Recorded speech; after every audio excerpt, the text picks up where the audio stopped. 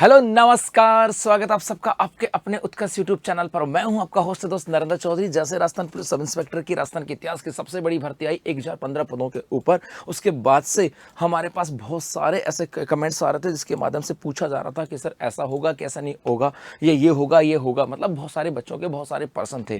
किसी को एज को लेकर के था, किसी को शैक्षणिक मतलब आपके एजुकेशन क्वालिफिकेशन को लेकर के था, किसी को एज रिलैक्सेशन को लेकर के था, किसी को डोमिसाइल को लेकर के था, किसी दूसरे डॉक्यूमेंट्स को लेकर के था। लेकिन वहाँ पे कुछ कमेंट्स ऐसे भी आए थे बेसिकली कि सर जो आपकी एसआई की जो भर्ती आई है, क्या इसके लिए सीटी जरूरी है, और इसके अलावा क्या अदर स्टेट वाले जो बच्चे हैं वो फॉर्म अप्लाई कर सकते हैं कि नहीं कर सकते। दो बड़े पर्सन यहाँ से थे और उन दोनों की चर्चा आज के इस अगले 2-4 मिनट के अंदर हम लोग करने वाले हैं। बेसिकली यदि हम बात करें, आपको पता होगा राजस्थान के अंदर हमारे यहाँ पर एक एग्जाम करवाई जाती है जिसका नाम है सीईटी एग्जाम।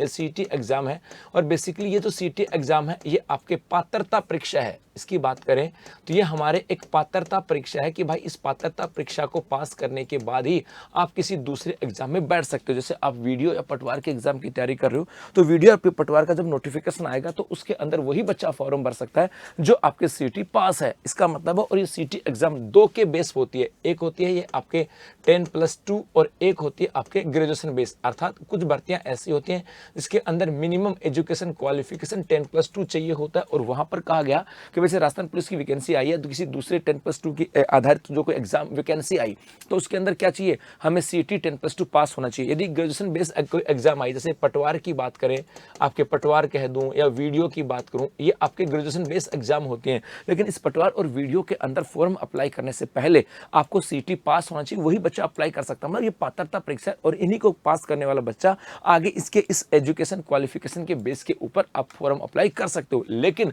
हमारे यहाँ पर अब आई है कि एसआई भर्ती परीक्षा 2025 की बात करें और इसके अंदर पूछा गया क्या आपके यहाँ पर सीईटी जरूरी है क्या, तो भाई यहाँ से आता है नहीं। क्या सीईटी जरूरी है क्या, तो इसका जवाब है नहीं। इसका मतलब राजस्थान पुलिस की एसआई भर्ती परीक्षा के अंदर ये नॉन सीईटी एग्जाम है। इसकी बात करें, ये आपके नॉन सीईटी एग्जाम है। इसका मतलब है कि राजस्थान का वह सब बच्चा, राजस्थान का वह जो बच्चा जिसकी एज आपके 20 से लेकर के 25 साल के बीच में, अब आपके 3 साल की छूट दे दी गई, वो उसके साथ साथ ऐसा बच्चा जो कि ग्रेजुएट है या फाइनल ईयर के अंदर है, वो सब आपके यहाँ पे फॉर्म भर सकते हैं। उन्होंने सीईटी 10+2 दी है या नहीं दी है उससे भी कोई फर्क नहीं पड़ता, या उसने ग्रेजुएशन दी है नहीं दी उससे कोई फर्क नहीं पड़ता। मतलब राजस्थान पुलिस सब इंस्पेक्टर की बात करें, ये आपके नॉन सीईटी एग्जाम है। और बस यहाँ पर मिनिमम एज, यहाँ पर एज की बात करें 20 से 25 साल और इस बार 3 साल की छूट है, वो यहाँ पे फॉर्म अप्लाई कर सकता है। और मिनिमम आपके ग्रेजुएशन क्वालिफिकेशन होनी चाहिए। ये जो बच्चा फाइनल ईयर में वो भी अप्लाई कर सकता है, बशर्ते इस एसआई के इंटरव्यू से पहले उसके पास ग्रेजुएशन की डिग्री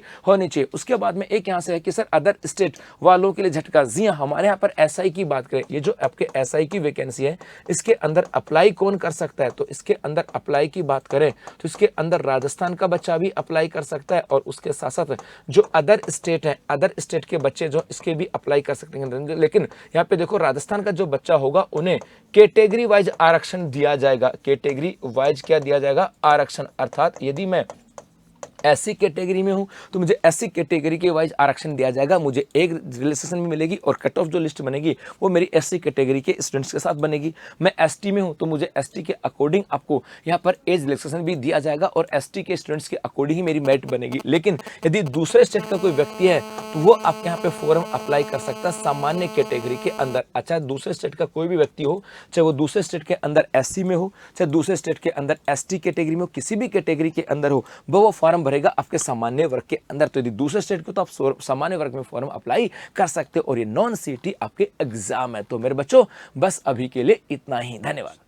और इसके साथ साथ बता दूं, इसके साथ साथ मेरे बच्चों, यदि आप इस ऐसे एग्जाम की तैयारी कर रहे हो तो उत्कर्ष ऐप में राजस्थान सब इंस्पेक्टर से संबंधित जितने भी ऑनलाइन कोर्सेज हैं, चाहे वो आपके टेस्टेज हैं, उन सब के ऊपर आपको फ्लैट 20% का डिस्काउंट दिया जा रहा है वर्दी कूपन कोड के साथ, और ये ऑफर है आपके 7 अगस्त तक। धन्यवाद।